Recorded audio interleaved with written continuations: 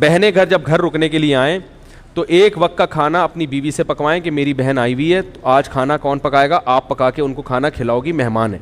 اگلے ٹائم سے بولیں کہ بہن تمہارے باپ کا گھر ہے یہ, اب تم کیا کرو, خود پکاؤ.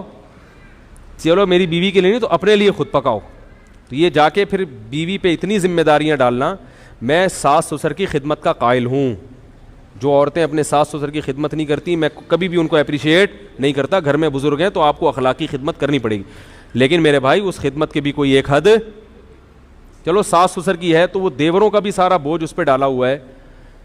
چلو ایک وقت میں ڈال دیا تو اگلے وقت میں اس کو تھوڑا چھوٹ دے دو. روزانہ سارے دیوروں کے پینٹیں وہ استری کر رہی ہے, پھر بہن آ رہی ہے 10 دن رہنے کے لیے, ساری بہنوں کا کھانا 10 دن تک وہ اس کی خدمت کر رہی ہے. یہ ظلم ہے عورت کے اوپر.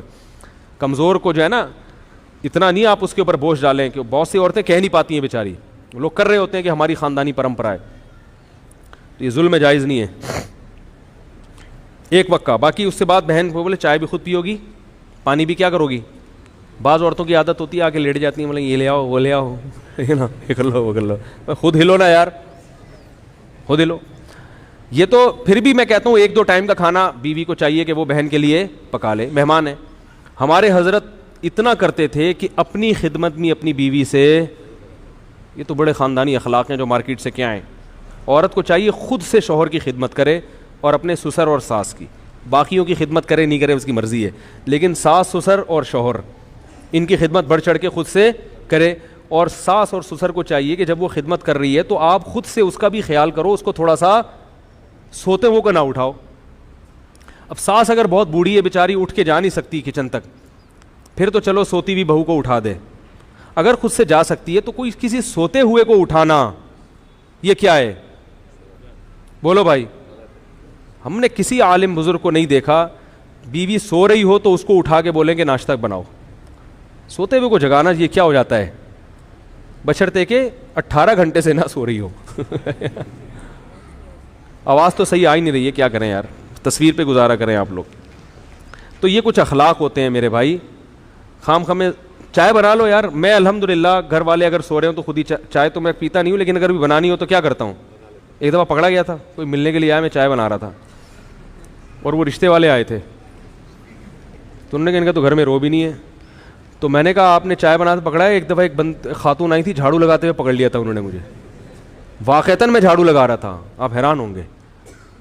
تو لگاتا نہیں ہوں الحمدللہ.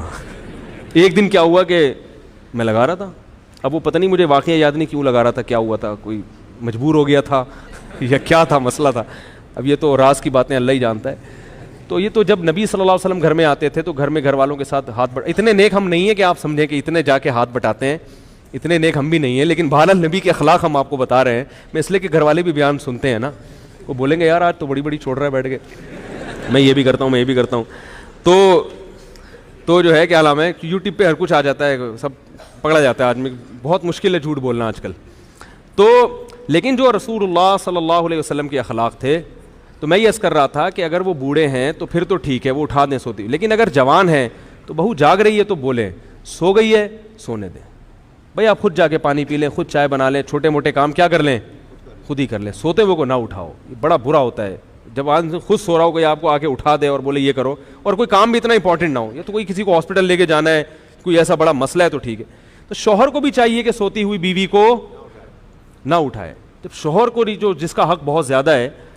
ہاں اگر کوئی عورت نالائق ہے, بے وقت پڑی رہتی ہے, یعنی ایسا بھی ہے کہ پوستی قسم کے جو بہویں ہیں اس کا ناجائز فائدہ اٹھائیں گی, وہ 12 گھنٹے سوتی ہیں, 12 گھنٹے میں 2-4 منٹ کے لیے پھر جاگ کے پھر کیا رہتی ہیں, ایسی کا نہیں ہے, ایک نارمل روٹین کی بات کر رہا ہوں. اگر کوئی سو رہا ہے تو یہ بھی نہ پوچھیں کہ یہ سونے کا ٹائمنگ نہیں ہے. بھائی یہ نیند, خوراک, پیاس ایسی چیز ہے جس کے بعض دفعہ اصولی طور پر تو ٹائمنگ ہونا چاہیے, لیکن انسان بعض دفعہ ڈپریشن میں ہوتا ہے, بعض دفعہ رات کو نیند نہیں آئی وہ پھر سوتا ہے.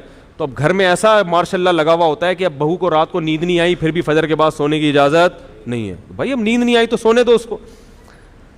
تو اس لیے یہ چند چیزیں ایسی ہوتی ہیں جو کسی پہ بھی ظلم ہو جاتا ہے, یہ پھر کیا ہو جاتا ہے شریعت کے لحاظ سے ناجائز. ہمارے حضرت کیا کرتے تھے, تو وہ اپنی گھر والی کو کبھی اپنی اہلیہ کو یہ نہیں کہتے تھے یہ لے آؤ وہ لے آؤ, یہ فرماتے تھے مجھے ایسا لگتا ہے یہ تحکمانہ جیسے کوئی باندھی رکھی ہوئی ہے گھر میں. اب گھر میں کھانا تو گھر والے ہی پکائیں گے ظاہر ہے, تو حضرت فرماتے تھے کھانا لگوا دیں, حالانکہ لگانا حضرت کی اہلیہ نہیں ہے، مگر حضرت یہ نہیں کہتے تھے کھانا لگا دیں، حضرت فرماتے تھے اس میں مجھے ایسا لگتا ہے جیسے میں کیا کر رہا ہوں، کسی کو نوکر رکھا ہوا ہے اور ماسی کو آرڈر دے رہا ہوں، تو کھانا لگوا دیں۔ حالانکہ لگانا کس نے؟ جب کھانا ختم ہو گیا تو حضرت فرماتے تھے کھانا کسی سے کہہ کے اٹھوا لیں، تو وہ خود ہی اٹھاتی تھی، کون تھا گھر میں، لیکن لب و لہجہ عزت دینے والا، اگلے کو لگے کہ یہ مجھے کیا دے رہے ہیں، عزت دے رہے ہیں۔ تو آپ اپنی طرف سے عزت دو، پھر بھی اگر خدمت نہ کرے تو پھر شکایت لگاؤ بھائی، کسی کو عزت نہیں دے رہے آپ نے، ٹھڈے مار مار کے جو ہے نا۔ ہمارے حضرت کبھی اس کے قائل نہیں تھے کہ بیوی سے پاؤں دبوائے جائیں یا جوتے پالش کروائے جائیں۔ ہمارے حضرت کے جتنے ہم نے اکابر قریب کے گزرے ہیں ماضی کے، مولانا شریف تھانوی رحمۃ اللہ علیہ، انہوں نے بھی بہت سختی سے رد کیا اس پہ کہ بیوی سے اپنے بوٹ پالش، کیونکہ بیوی کا جو رشتہ ہے وہ پیرالل ہے، برابر۔ آپ کو اللہ نے جو حاکم بنایا ہے نا، تو یہاں حاکم کا مطلب کیا ہے؟ سربراہ۔ جیسے تبلیغ میں 4 آدمی نکلتے ہیں تو ایک کیا ہوتا ہے؟ امیر۔ امیر کا مطلب جب ان کی رائے میں اختلاف ہوگا تو اس کی بات سنی جائے گی، اس کا فیصلہ حرف آخر۔ تو جب گھر میں کسی رائے میں اختلاف ہوگا تو آخری فیصلہ کس کا ہوگا؟ مرد کا۔ یہ مطلب ہے حاکم ہونے کا۔ اب تبلیغ میں کسی کو امیر بنا دیا، وہ لوگوں سے اپنے بوٹ پالش کروا رہا ہے، پوچھا لگوا رہا ہے، ٹھیک ہے نا، سر کی جوئیں نکلوا رہا ہے اس سے کہ میں امیر ہوں۔ وہ بولیں گے بھائی اس کام کے لیے تھوڑی امیر بنایا ہے، امیر تو اس کام کے لیے بنایا ہے کہ گشت کہاں کرنا ہے، متکلم کون ہوگا۔ تو اس میں سب کو اگر ہم رائے لیں تو پھر تو اختلاف ہوگا، کوئی فیصلے پر آئیں گے نہیں۔ تو حرف آخر آپ کی بات ہوگی، آپ کی رائے آخری ہوگی۔ متکلم آپ نے اپنے پالش کرنے پہ لگا دی، اپنی بغلوں کے بال نوچنے پہ لگا دیا اس کو بٹھا کے کہ میں امیر ہوں۔ تو اسی طرح بیوی کو ماتحت بنایا ہے اللہ نے شوہر کے۔ کیا مطلب؟ تم اطاعت کرو گی شوہر کی۔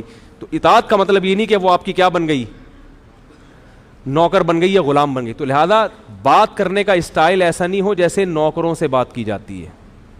نہیں آ رہی میرا خیال ہے بات۔ اسٹائل کیسا ہونا چاہیے؟ عزت والا، احترام والا۔ یہ لے آؤ وہ لے آؤ، یہ نہیں بھائی بیگم ذرا تھوڑی سی چائے ہو جائے گی، ایسے بیگم تھوڑی سی کیا ہو جائے گی، چائے ہو جائے گی، کہہ رہی نہیں بنا رہی، چلو میں بنا لیتا ہوں۔ بیگم تھوڑا سا ٹھنڈا پانی ہو جائے گا، ہے بھائی۔ اسٹائل کیسا ہونا چاہیے؟ بیگم تھوڑا سا کیا ہو جائے، تھوڑا سا ٹھنڈا پانی ہو جائے۔ بیگم آج تھوڑا سا کوئی اچھی چیز بنا لو، بیگم آج ٹائم پہ کھلا دو یار، بہت دن ہو گئے ٹائم پہ کھایا نہیں ہے، ٹھیک ہے، بہت دن ہو گئے بیگم، تمیز سے عزت کے ساتھ کھانا ہوٹلوں میں ہی کھا رہے ہیں، تمیز سے کھلا دو۔ تو اس طرح اسٹائل تھوڑا سا یہ ہونا چاہیے۔ اگر شریف خاندان کی ہوگی تو سمجھ میں آ جائے گا اس کے، اگر اچھے خاندان کی ہوگی تو انشاءاللہ سمجھ میں آ جائے گا۔ اگر اچھا خاندان ہی نہیں ہے تو پھر اس کا کوئی علاج، پھر اس کو پولیس بھی سیدھا، کیونکہ پولیس والوں کی بیویاں، پولیس والوں کے بھی فون آتے ہیں میرے پاس، بیوی سیٹنگ پہ نہیں آ رہی، کہتے ہیں یار تم نے بڑے بڑے گنڈوں کو سیٹ کر لیا ہے، کہہ رہے ہیں یار گنڈوں کو سیٹ کر لیا بڑے بڑے، بیگم سیٹنگ پہ۔ میں نے کہا گوگل پہ سرچ کرو، ہر چیز مل جاتی ہے، بیوی کو قابو کرنے کا طریقہ نہیں ملتا گوگل پہ۔ میں نے کئی دفعہ لکھ کے دیکھا،